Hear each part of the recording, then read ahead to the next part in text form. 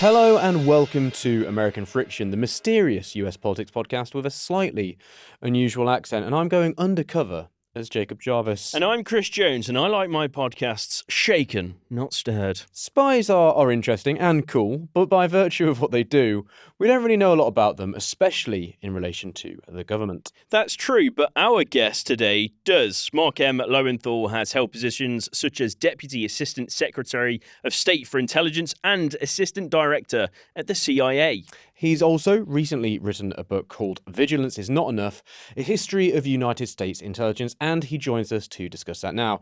Mark, thanks so much for joining us. Thank you for having me. Mark, you write about how the US went from having basically no intelligence apparatus whatsoever to having the biggest in the world. Straightforward-ish question. How big is it, and how do we quantify how big the US intelligence apparatus is? The only unclassified data point is the budget. The budget is somewhere just north of $100 billion, which is a fair amount of money. Although as a percentage of the federal budget, it's actually less than 2%. And here's an interesting, George Washington spent 12% of his budget on intelligence. And he had no satellites. He had no SIGINT capabilities. And it's been downhill since then. So it's $100 billion. And the numbers of people involved are obviously classified. There's 18 agencies. It's large. It's very, very large. And it's spread across many different departments of the government, mostly in the Defense Department, but elsewhere too. So it's a fair, and there's also a large contractor base. Sure. The United States government doesn't make anything except for stamps and money. Everything else is made by contractors. And so all of the satellites, all of the computers are all made in the private sector. So that you have to think about that industrial base that supports the community as well. You spoke there about how in the past it was around 12% of the budget. It's much lower than that now. Is part of that because intelligence is still largely based around it's a people business? More so at than the end anything of the day, else. yes. At the end of the day, intelligence is about putting analysis in front of policymakers, and that takes somebody who can write well, who can think well, and can put that paper out. So at the end of the day, it still matters that it's people. How much as well is US intelligence work simply trying to work out how good other nations are at their intelligence operations? We spend a fair amount of time on that, both as a defensive activity, because we don't want to be penetrated, as an offensive activity, because there are services that we don't want to penetrate. And so you spend a fair amount of time on that. And it's not just the usual suspect enemies, but you worry about your allies and how good they are. You worry, are they reliable or not? There's some exceptions. What we call the Five Eyes, the Commonwealth cousins plus us, is a different group, and then there's everybody else. Are there any nations that really come close to the US in terms of the scale? And are there any that might be less obvious that are quite big as well? Because I can imagine Russia and China being quite big, but are there some other nations that kind of peek through that you go, oh, well, they're actually pretty big on this? In terms of size, probably those three are the biggest ones. But in terms of capabilities, one of the differences you have to make is in an autocratic system, this tends to be very little division between domestic and foreign intelligence. The UK makes a distinction between MI5 and MI6. We make a distinction between CIA and FBI. And so it becomes hard to figure out, for certain countries, what's the foreign intelligence, what's the domestic surveillance. But the countries you mentioned are good. The French are good. You folks are very, very good. The Australians, I think, play way above their weight. Obviously, the Israelis are good, but they've had some major disasters, as we all have in the past. Norwegians are very good. They're very small, but they're very good. It's sort of like an idiosyncratic kind of thing. There are some others that aren't so good, but I don't want to name them and upset some of your listeners. And I know one of the things that's interesting is every intelligence service is a very national enterprise. It reflects the government, the history of that country.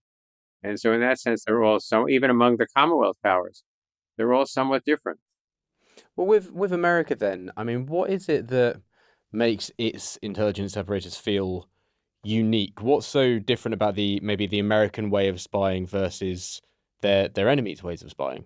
Well, for one thing, as I said, we have the distinction between foreign and domestic surveillance. Also, we have laws. We have rules about what we can do and what we can't do, and we don't break the written laws or the unwritten laws. Obviously, we're very good at technology. The Chinese are probably very close to us in technology. They probably throw more people at this than we do. Um, and then, but then there's this sort of stop point. All of that is true, but do you have access to the policymaker becomes a major issue. And that's true for every country. I don't think Vladimir Putin likes getting a lot of unhappy intelligence. I think that's probably a short way to end your career. So one of the issues, no matter how good your intelligence is, are you reaching the policymakers? Are they interested in what you're doing? And that's one of the things that really, I know U.S. intelligence fairly well. I've worked in it for half a century. But I was really struck as I was writing the book how much this issue of access matters so much. Do you have access to the president and the other senior officials, or do you not? Does that as well it matter in terms of the power dynamic when it comes to that access too, in the respect having to go both ways in listening to it? Like, no matter how good your intelligence is, if your head or president or whatever it might be, prime minister, doesn't respect what they're hearing down the line, it kind of becomes totally worthless, right? Yes, absolutely. That's sort of the end of the game. Trump, there were some articles last week that in his first 3 or 4 months back in office, Trump has had, I think, a dozen daily briefings. Obviously, this doesn't capture him a lot. I have an argument with one of my friends all the time about this, but I have the sense that Bill Clinton really wasn't enthralled with intelligence. It didn't capture his imagination. Whereas the elder Bush, the younger Bush, Obama, really, it mattered to them. And this is, there's nothing in the Constitution that says ye shall have a daily briefing. In fact, the Constitution doesn't even mention the word intelligence. The word secret shows up twice. And so it really depends on how does the president want to organize his day? What appeals to him? What does he care about? That's true for you, the prime minister, or anybody else. On the daily briefing side of it, I mean, from to my mind, it seems like the sort of thing that you kind of require those really frequent updates. Is it almost a little bit like exercise? So that if you don't do it regularly, it basically becomes pointless. Is that what we're almost seeing now? Yes, because when Trump was elected the first time, when he was president-elect, he said, "I don't have to hear the same thing every day. You can just, if something happens, you can bring me up to speed." No, I don't care how smart you are. That doesn't work, because intelligence is sort of building a picture over time. Yeah. And even though it may be somewhat repetitive, you're getting a better sense of what's going on. You're also getting sort of a granular feel for it. So when the crisis happens, you have reference points. You have some sense of where this is. But jumping into a crisis cold is not going to be successful. So there is a cumulative aspect to it. That's very, very important. As you say, you've been in the intelligence game for a long time now. I was wondering, when you are writing the book, you go from quite a way back in history, kind of up to where we are now. Yes. How has the way that intelligence is gathered and presented to policymakers, how has that evolved over time? Has it been fairly dramatic, or is it quite a slow process in terms of evolving the way that intelligence is gathered? No, I would say it was fairly dramatic. That until World War II, we had a minuscule intelligence capability, sort of Army, Navy, and the FBI. In World War II, obviously it grows much larger as OSS. Once the Cold War begins, and we create the CIA and the rest of the national security apparatus, a Defense Department as opposed to a War, Navy Department, a National Security Council. That's the breakpoint, 1947. And then, and the president, in that case, Harry Truman, is much more involved on a more regular basis. Roosevelt was much less interested in intelligence, for example, than Churchill.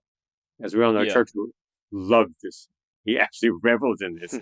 Roosevelt, not so much. So it's really, the breakpoint is 47 when you suddenly have, because you have a director of central intelligence, somebody who has regular access to the president. That's the point that things change. I want to get to the roles in a second, but first, just kind of jumping to today, in terms of gathering and the state that the CIA is in right now. How do you see the picture of what it is today? Is because you see people saying that it's quite a worrying picture. Is that a picture that you also see, or do you see a slightly more positive one? No, I think I'm worried. I'm worried. because some of the people who've been put back in place, or people who've been put in place, one of the greatest fears you have with intelligence is that intelligence will be politicized, meaning that the intelligence officers will be right what the policymakers want to hear, or conversely, the policymakers will tell the intelligence people, this is how I want you to, this is what the answer I want. And that to me that's the end of the game. That's just, at that point, intelligence is worse than useless. It's dangerous. We saw several signs of politicization. It's a terrible word. I mean, the first Trump administration, and we're seeing it again. Tulsi Gabbard, who's the director of national intelligence, fired several people who wrote an analysis she didn't like. John Ratcliffe, the head of the CIA, went along with it.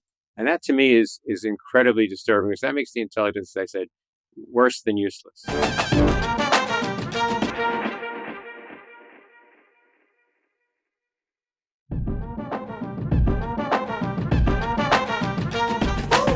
Are there specific ways to, preventing that politicization? Are there guardrails in place that the Trump administration are just ignoring, or are there guardrails that could be put in place that just, for whatever reason, haven't been yet? What would you suggest they might be? It's interesting. In the last Trump administration, the chairman and vice chair of the Senate Intelligence Committee, Marco Rubio, you may have heard of him, Yeah.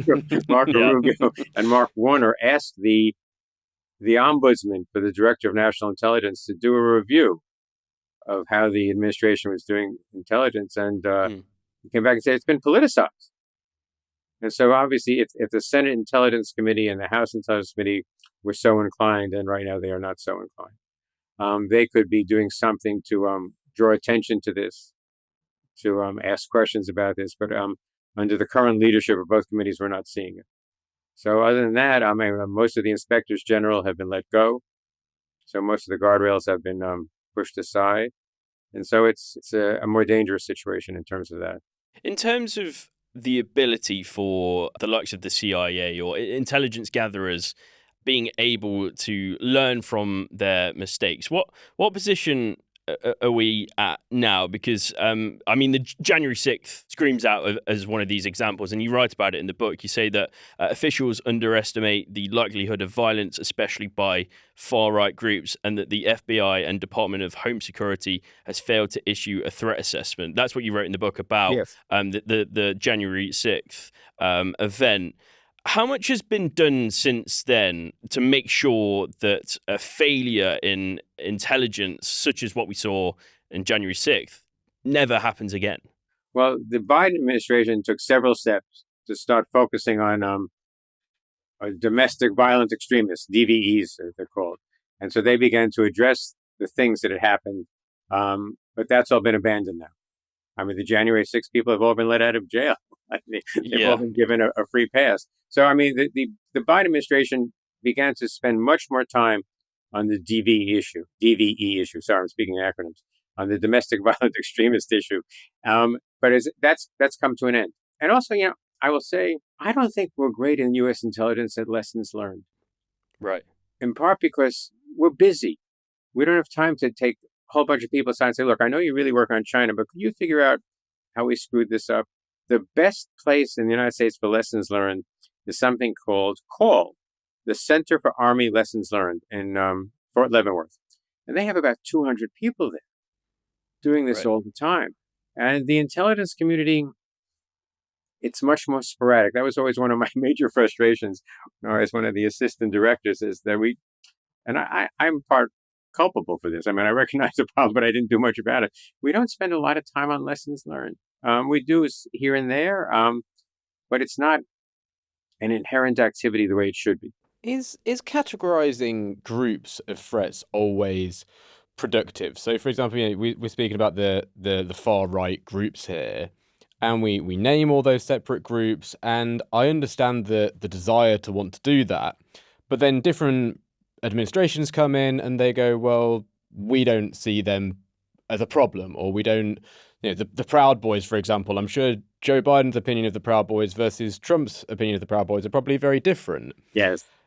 Does it sometimes create an issue when we sort of silo off this group and look at sort of specific groups like that, rather than just looking more broadly at threats, if you see what I mean? Is there a way to kind of overcome that, rather than just our focus being drawn to specific people we already know of and looking at it in a more cumulative way? Because that to me seems to be what maybe. I mean, I don't know what went wrong at January 6th. I wouldn't be doing this job if I did. But if you see what I mean, sort of Yeah, that seems to be part of it. I think you have to do both. You have to identify the specific threats, but then you have to ask yourself the question that you're asking. What are the broader trends? How is this happening? Who are they attracting? What are their strengths? I think you need to do both. One of the things you're supposed to do in intelligence is warn about threats. When you get down to that, you are doing specifics. And that was one of the things that didn't happen on January 6th. But I think both types of analysis are necessary if you can do it. Just coming back to the roles and the people that report or brief presidents, I think I'm right in saying that with each president, there's a change in the director of Central Intelligence and the director of Central Intelligence Agency, the director of the CIA. How disruptive is that process? And also, how important is it to bring people in that have prior experience of actually working within the intelligence community? Up until George Bush, the elder George Bush was the first director of Central Intelligence to be fired because his party lost an election. So up until then, up until Jimmy Carter's election in 1976, it was not customary to fire the director of Central Intelligence after an election. Then it became the norm. And the only other DCI to survive was George Tenet, who survived from Clinton to the younger Bush. One of the things that always intrigued me when I worked at CIA and I worked at the State Department is, the director or the secretary is sitting up there on the 7th floor. And yet when that person changes, you feel it through the whole building. It's really fascinating to me that the change in the person at the top pervades the entire building. But the second question you raised is really interesting because I've come to the view you don't have to be a career intelligence officer to be good at running the CIA or some of these other agencies. You have to be really good at understanding how to serve the policymaker. So Bill Burns, who was Joe Biden's director of the CIA, I think was one of the best directors. And Bill Burns is a career foreign service officer. He's an ambassador. But he knew what intelligence needed to look like and feel like to serve policymakers. My boss, when I worked at the State Department, was another ambassador, Morton Brownwoods. Mort wasn't a career intelligence officer, but he knew what was necessary to serve the secretary. So I don't think you have to be a career intelligence officer, but you do need to know where you are in the policy process and how to serve that process. Bring that back to Trump, and the best way to communicate to him largely seems to be through Fox News. But is there a way you could present intelligence to Trump that was perhaps a bit more sort of exciting for him in that sort of way? I don't know. Intelligence, I see this, the spy aspects and stuff like that, which clearly popular culture we're really fascinated by.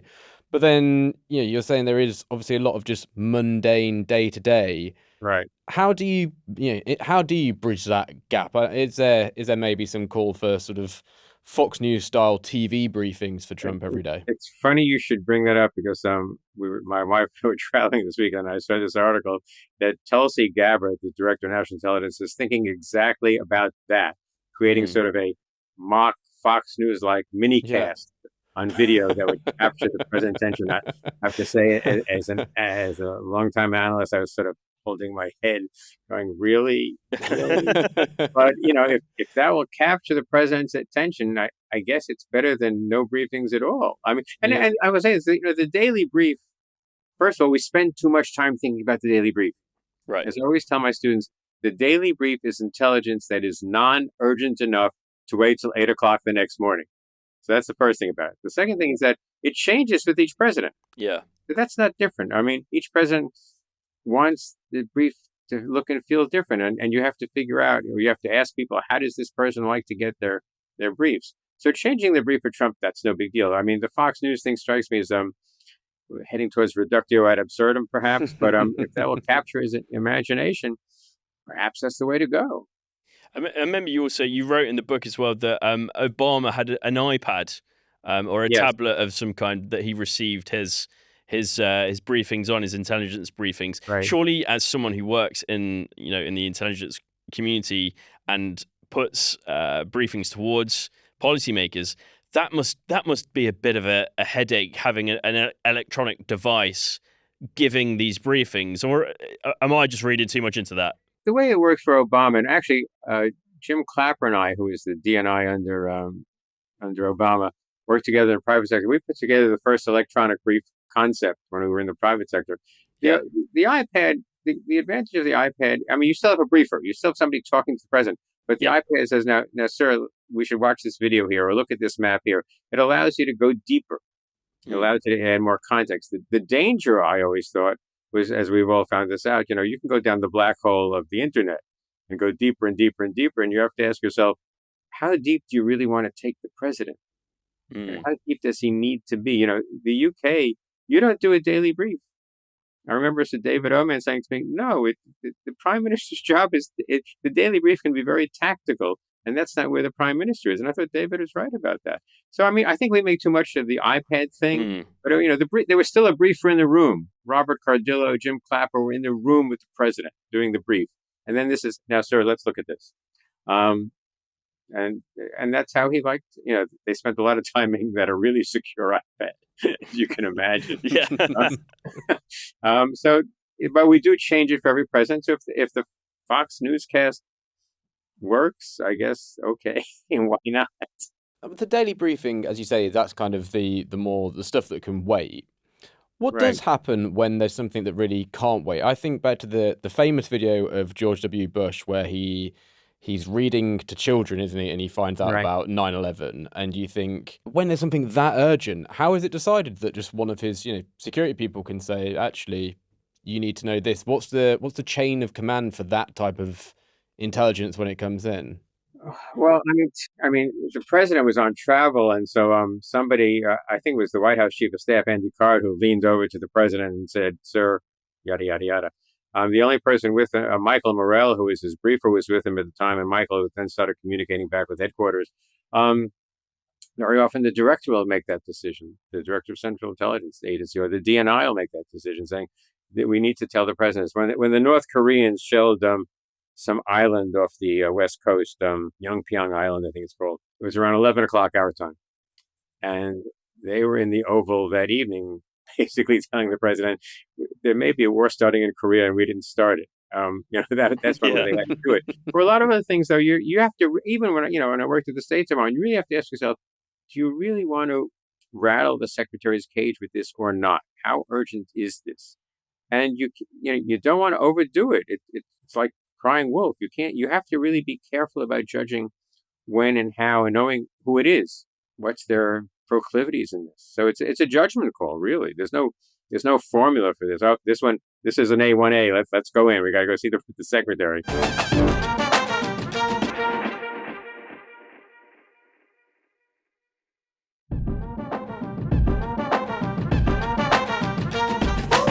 How much is sort of hidden from the president, though, then, as well? Because that, to me, seems like perhaps an even more complicated bit of decision-making to decide, well, what intelligence do we not tell the president, and when does it cross the threshold? Right. Is that based upon the importance of it, or is it based upon how verifiable it can be, or is it a mix of the two? Well, again, I'll give you my favorite intelligence answer. It depends.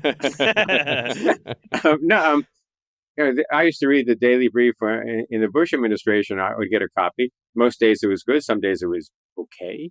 But obviously, there's a lot going on in the intelligence community that the president's never going to see.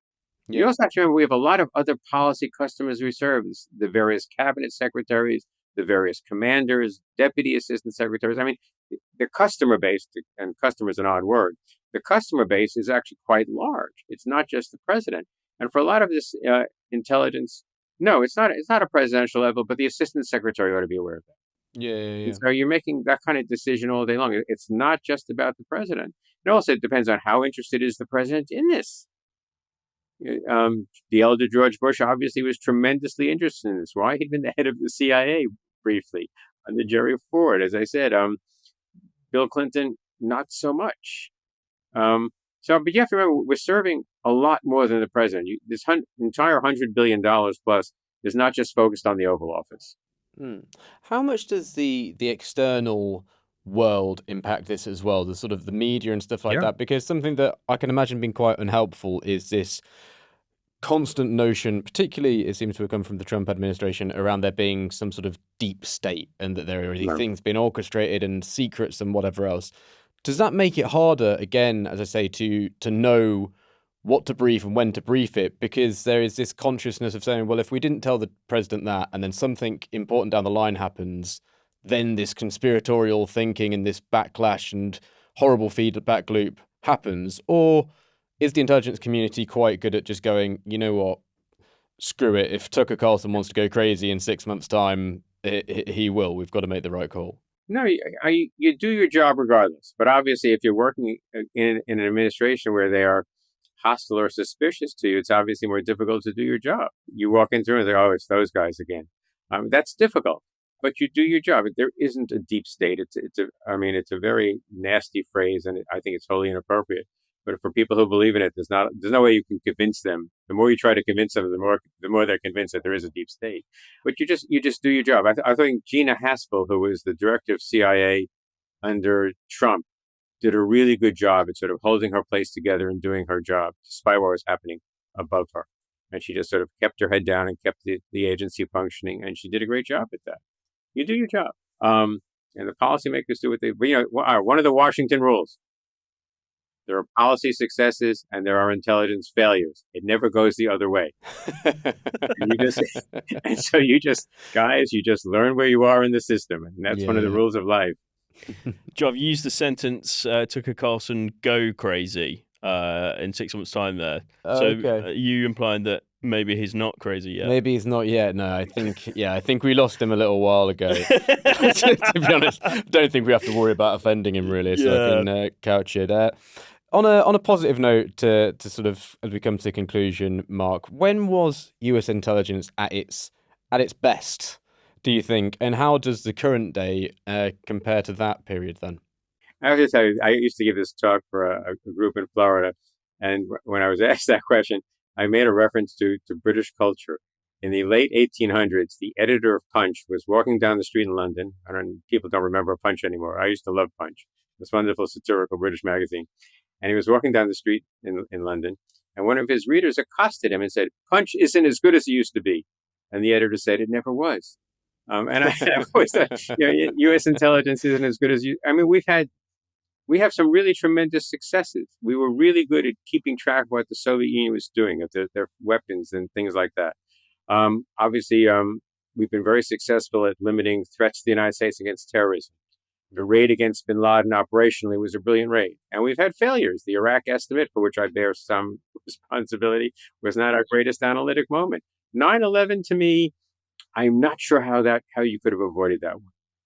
I don't know how you would have been inside the plot. And that's very difficult to do. So it varies over time. I think day to day, we're quite good. But that doesn't make us perfect. And unfortunately, the standard is perfect. You're not supposed to miss something. I used to be in charge of the president's priority system. I'll spare you all the details of that. And you knew inevitably something was going to come up that you weren't prepared for. Because, trying to predict what's going on, and we have global interests. That makes life a little more difficult. Trying to forecast what's going to happen globally is just incredibly difficult. So you try to do your best job all the time. Recognizing that it's a somewhat flawed, imprecise process. That's just one of the overheads that you work with, I think. And that brings us to the final question, perhaps the most important question of this interview. You're a champion Jeopardy player, I think I'm right in saying. Yes. Over here, we're big on pub quizzes. Love a pub quiz. Used to live in Marble Arch, so you should know a thing or two about that. But what's your advice for people preparing to challenge their general knowledge? Well, Jeopardy, if you break it down analytically, and I was an analyst, so I broke it down analytically, is like a high school equivalency exam. It's all the stuff that you learned in high school that you've now decided, why do I need to know the chemical symbol for potassium? It doesn't really. Do you remember that Paul Simon song, all that crap I knew in high school? Well, that's what you have to. First of all, you have to have the mental facility to be able to call this stuff up quickly. And it's like any other activity. If you're good. If you're good in sports. If you're good in music. If you can do this. And then you basically have to refresh the memory of all this stuff that you decided really was clogging up the file cabinet, at least for a brief period of time, and go out and play. In fact, a friend of mine and I wrote a book called Secrets of the Jeopardy Champions. Yeah. We're working on the 3rd edition right now. But people are sitting at home saying, I can do that. Well, not everyone can do that. It's sort of an odd capability, if you will. Yeah, I often sit at home trying to play The 100. You've seen The Oh, really? 100? The Do you know 100? about The 100? No, I Mark? don't. It's hard. I can't. I can never. I get knocked out at about the 80%. Okay. 8% mark, which is the second question. The chase is the one. Yeah, I see the chase, and I The just chase. think I couldn't do that. No, I'm tough. bad at it. Yeah, a terrible, terrible memory. Mark, thank you so much for joining us today. Really appreciate your time. Well, thanks, guys. Thanks for taking the time to interview. I appreciate it. Thank you very much. And that brings us to the end of this episode of American Friction. Now, remember, if you enjoy what we do, you can support us on Patreon. Search American Friction Podcast Patreon, or go to patreon.com/American Friction directly to sign up. There's a link in the show notes. We want to keep going, but we really do need your backing in order to do that and to keep having interesting conversations such as this one. A quick reminder, if you can't back us financially, we get that, but if you do enjoy what we do go rate, review, and subscribe wherever you're listening to the show. You've been listening to American Friction. Make sure you keep listening forever. Bye.